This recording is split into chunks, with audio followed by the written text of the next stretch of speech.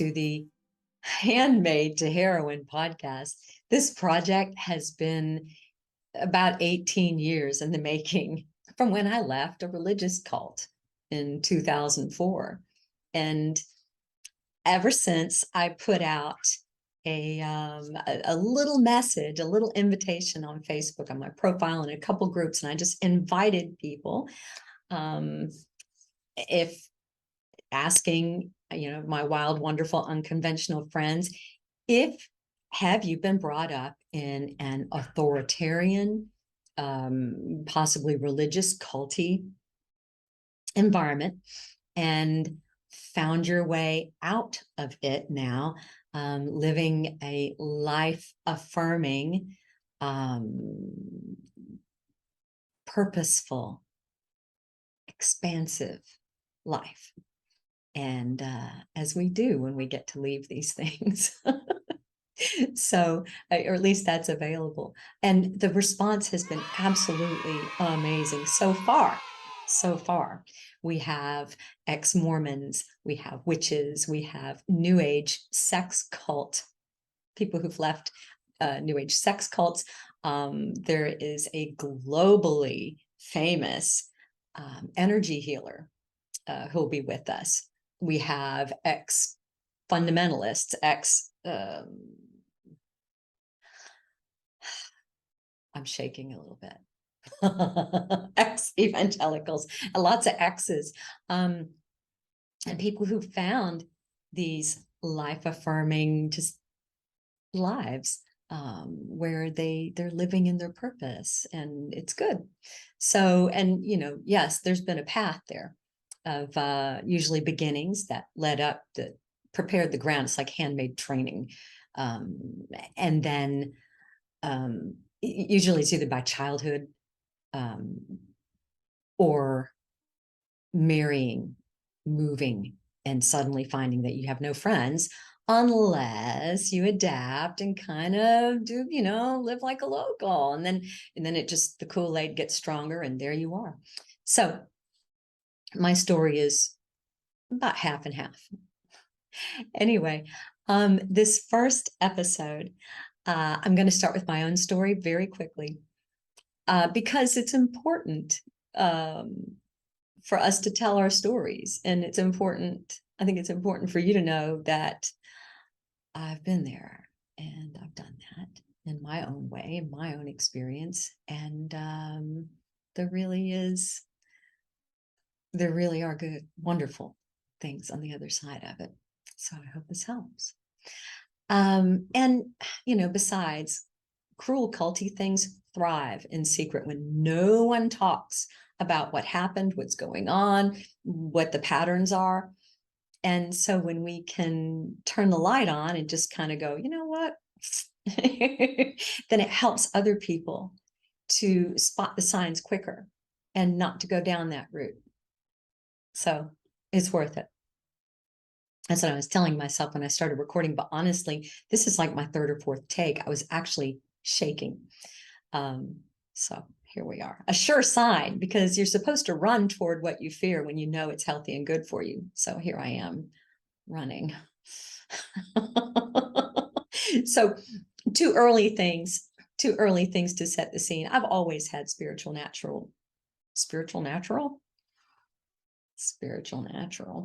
experiences ever since I was little, when I was getting beaten black and blue.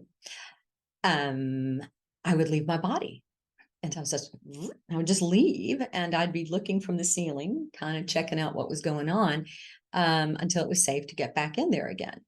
And I don't know if this is a chicken or an egg thing, if this is the kind of, but here we are. And it's, as an astrologer, I'm a very spiritual creature, so I was probably going to have these experiences anyway. I just didn't need to be introduced that way. And my parents loved me very much, and they gave me a better childhood than they themselves had, I believe. So there's that. Yeah, so lots of supernatural experiences. And as I got older, there was even like things would happen, like I would have friends move into a house, and they would tell me about stuff going on, and I would tap in, and I would be able to connect with what had gone on with the people who lived in that house before, and why there was this residual energy, and then things would get verified. So it's like, okay, that's kind of freaky, but here we are. And then another time, I was doing the Sunday school thing in Greenville, South Carolina. And it's one of those things, and somebody has a baby, your family's having a baby, and a lot of people make a dinner for them to bring over. It's very nice to do. A lot of really nice people. And so I'm going to make this, it was the 90s. So I'm going to make this chicken casserole. It's got chicken and canned chicken broth and like frozen something else and artichokes. And it was really tasty, but loaded with MSG. And at the time, we didn't think about MSG. But I got this incredibly insistent nudge while I'm planning, while I'm making this. I'm in my kitchen. And it was just like this undeniable nudge to call this woman. I didn't know her because it was a huge church. I didn't know her. And to ask her about food allergies. And I felt like a fool. Like, oh my God. But anyway, so I called. Sure enough, this woman had severe MSG allergies, and she didn't, no one had thought in the communiques to ask about that. But they gave her savage migraines. And so I was like, And then not long after that, a friend was having a baby. And one night, I just got up in the middle of the night, as one does sometimes, and I had this vision of her baby suffering and dying. Like something was sitting on top of her, choking her, was the sense. Like that was the physical sensation the child was having in the dream. And I prayed, but what else are you going to do? And I felt uncomfortable telling her about it. It wouldn't have helped, by the way. It ended up, when the child was born, the child died just a few days afterward, had an extremely rare something that there were only a handful, only 3 ever in the whole state's history of having this particular thing. And the way it's experienced by the child, it's almost like something sitting on its chest and choking off its breathing. So I'm like, okay, God, man, this is like knowing who's going to call, and the fun stuff is great. But now we're entering some pretty serious territory. I need to know how to work with this stuff, with this knowing things and being able to tap in. And yes, dead people love to talk to me. And it's like, and since I left that, I've delivered messages for people from loved ones, things I never could have known. And I don't like to do that. But it's until I learned how to manage my energy, that was on the table. And so I needed to learn how to work with this stuff. And the mainline denominational group I was in didn't talk about stuff like that. There weren't people like me. So I needed to find people who were more like me. And I found them. And I found some great, amazing people. Wonderful, wonderful, wonderful people. And then I also found some really interesting authoritarian, kind of narcissistically driven structures as well. I mean, they're everywhere. You can find them in business. You can find them in athletics. It's not, but this is my story, my experience. And I'm finding that we are legion. So there are red flag, and I did get to learn a lot. I got to practice with a lot of people and learn how to, as we put it, deliver a word in a way that's not scary or rude, or just something appropriate, and to hold sacred space for people, and to really learn how to tap in and be able to deliver something legit, to call on the divine. And we all have the divine in us, I believe. I believe every single person has a spark, no matter what they believe or don't believe. I think each person's extraordinary. That's me. So when I got to this cult, and they don't advertise themselves as cults typically, you know, it was really interesting, and it had so many red flags that it was like it really helped me to liberate myself in a deeper way than I probably ever would have. So some red flags in particular, and yes, I took notes here in my notes.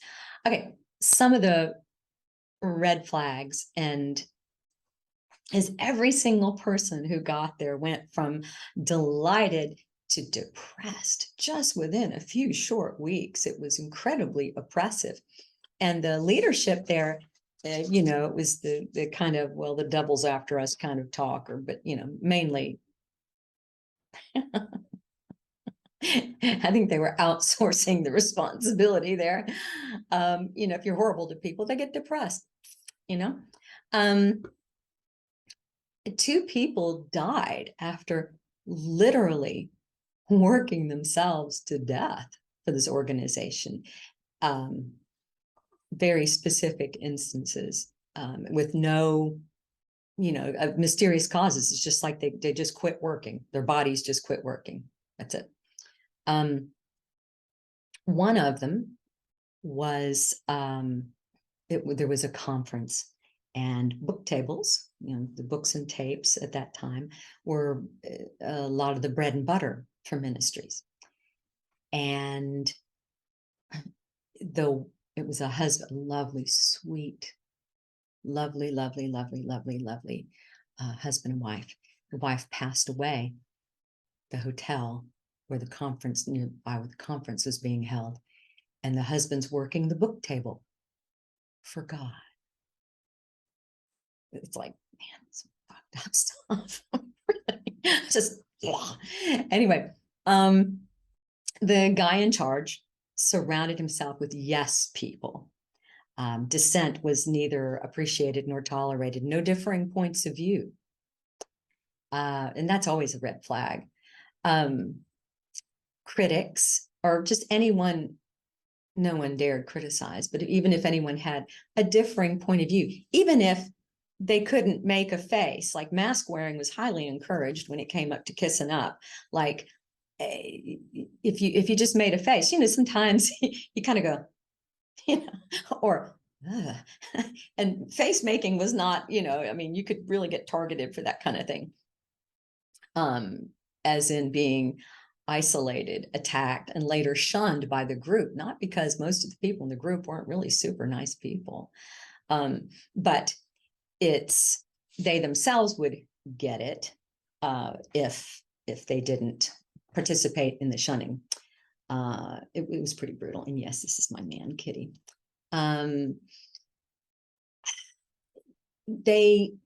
So another thing was he made huge brags about big prophetic visions about things that never happened, whether it was really good or really bad. The guy just had, he was just lousy with it. And gosh, there's so much. I have so many notes. I'm trying to be succinct. Yeah, so lots of big brags with no substance there. Another tactic was the God told me kind of hogwash, about you. It's like, no, it's not, you know. How manipulative is that? It's like, you know what? The divine's perfectly capable of telling me what I need to know, and what you need to know, and it doesn't need someone with a bony finger accusing you. Yeah, very much, well, God told me blah blah blah about you, and this is why you're a horrible person. Like, it was always accusatory, and baseless. He was paranoid. So when you've got someone paranoid in charge, it's probably not real great. And by the way, I've been studying cult dynamics and communication ever since I got out. I got a degree in communications since I got out. Critical thinking saves lives. So another thing is, this is a huge one that is a common theme, is saying that they're a spiritual parent and that everybody is their spiritual child. Once you're out of your teen years, you're not a child anymore. And you have your own autonomy, your own responsibility, self-determination. So, I mean, obviously, we all are continuing to evolve, hopefully. But yeah, this whole parent-child dynamic is bullshit. It just opens the door for, I don't know, discipline, and just for taking advantage. And just a lot of it is just working people to death too, because it's all for God. God said we need to do this incredibly profitable thing for me. Is usually the unspoken message, right? And so we all need to just sacrifice and suffer and do whatever it takes for the vision. And that happens in tech and athletics too. Like, it happens all over. And it's great to have vision and have goals and aspire and want things. Yes. When it's, but not the, you drop everything and sacrifice and suffer for my vision. No. Specious. So yeah, and truth tellers get punished all the time. And that, for me, my leaving, I saw the red flags, but I didn't leave until I had an experience. The pastor, I had been a featured speaker at a conference, and the pastor came up to me, and he kind of giggles, and he gets right in my ear, like from behind and beside. He goes, "Oh, I just love it. My wife would wear those kind of heels in the bedroom." And I'm kind of like, but I mean, so it's sexual harassment, but it's certainly not, something truly horrendous. But and he'd said some other things, and I was just telling a friend in an email, which we all regret later, in an email. I was like, it's just horrible here. It's so oppressive. I hate it. I really need to get out. And so she goes, "Oh, you should tell John Paul. He's a gentleman. Oh my goodness, he would really want to know." I'm like, "No, he doesn't. I know him better than you do, and he doesn't." And but she did send it along to him without telling me. And I had a funny feeling afterward that she may well have done so, because she didn't seem convinced. But so that night I have a warning dream. I mean, it was pretty clear that it doesn't really matter what anybody else thinks of me, really, at the end of the day. That was the message. As long as I'm good, then, in terms of my own connection with the divine, then who cares? And so I get called in, and so did the pastor and the leadership there. And by the way, there was a prominent ex-Scientologist involved in crafting Cult Life for us. So it had some Scientology flavors, I came to find out later, because I was like, this I've never seen. But yeah, for example, trying to get the dirt on people, trying to get them to admit to any problems, hangups, doubts, fears, anything like that, then they would keep files on people, and then they could use it later. And when they were taking them down, which is what they did systematically, like every couple months, somebody would get called into the conference room. And there's this one guy in particular, afterward, he, good looking, well met, just a great guy. Okay. He's just a great guy. Heart of gold. He was so beaten down that his head was down and he was slumped, and he couldn't look anybody in the eye for weeks.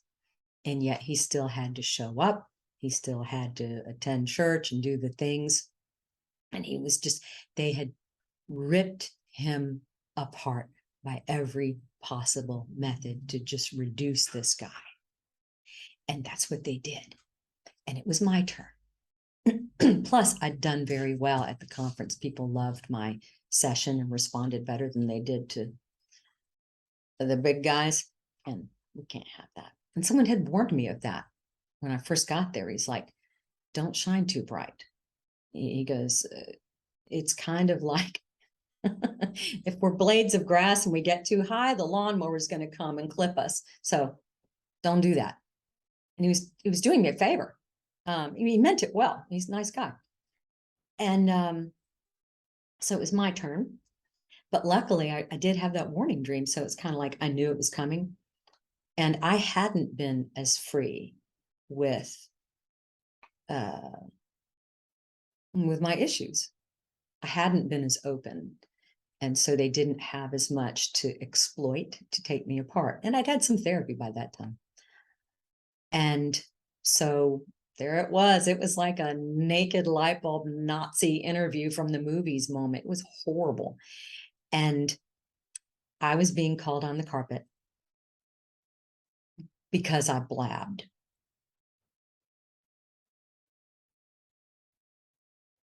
Because I told family business.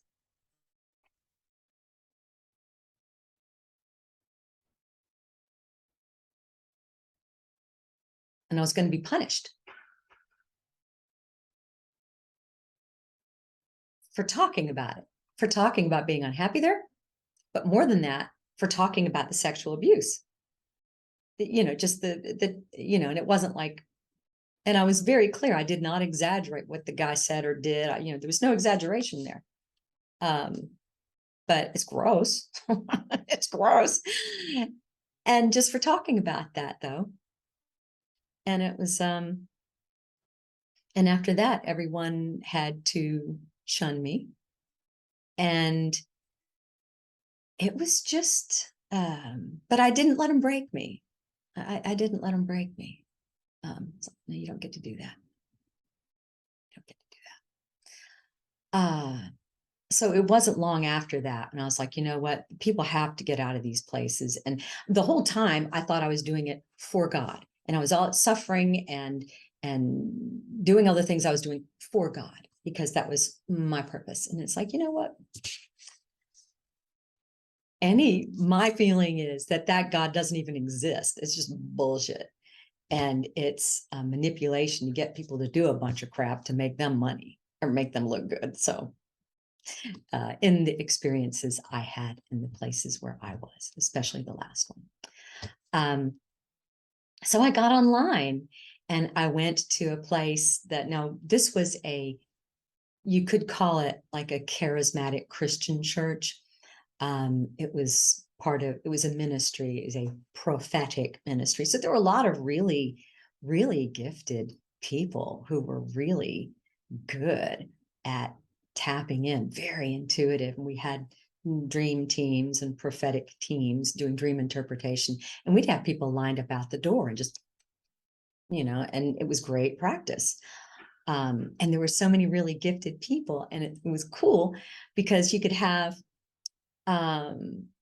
like some people, they're more visual. Some people, they might hear something. Some people, they have open-eyed visions with symbols. And like, there are all these different ways we can receive, right? And so it's kind of like we cross-pollinated, and it was a wonderful, wonderful experience. That was a wonderful, wonderful experience, and lovely, lovely people. But yeah, it was time to part ways. And so I went online and I found, it was in 2004, and I found this ex-Pentecostal forum. And I wasn't a Pentecostal. We dressed cuter. No offense, y'all.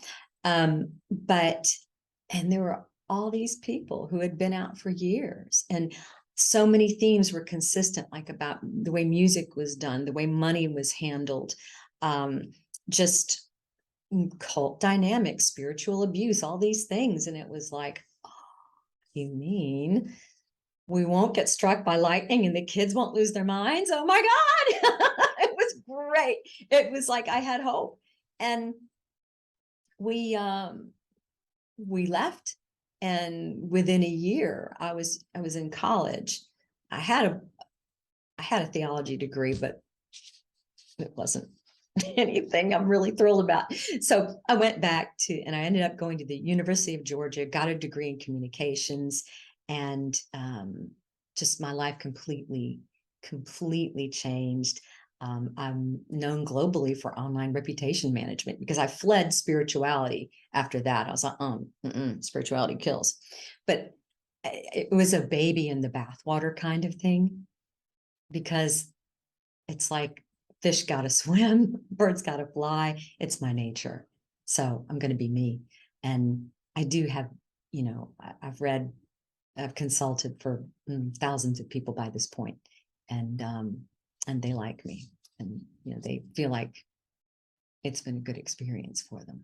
So, but yeah, it's so what's your story?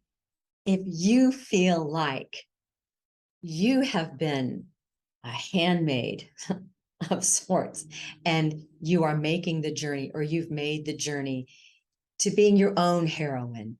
And that's what I mean by a heroine, your own heroine, being your own best friend, and just living in a way that's life affirming and abundant and purposeful. And if that's you, or if that's what you want, reach out. Let's be on the podcast. And if you're concerned about people from your old life seeing you online, and then we can just not, this is Zoom. You can turn off the video, and we won't do any details. We won't name names, but this is really important, I feel, right now, especially in this moment where we're looking at themes of authoritarian, dare I say, narcissistic, influenced control structures, and what that creates. And I firmly believe we're entering into a whole new era, and have been over the past few years, but a whole new era that's more egalitarian, that's more community focused. And I believe we can do it in mutual respect, in a life affirming way. I'm a dreamer, but yeah, that's me. So I hope you enjoyed this. Let me know what you think. Let me know what you connected with. Let me know what you had questions with. And please, by all means, reach out if you want to share your story. And the email address we're using right now is Lori, Lori, at astrologyofhappiness.com. Thank you.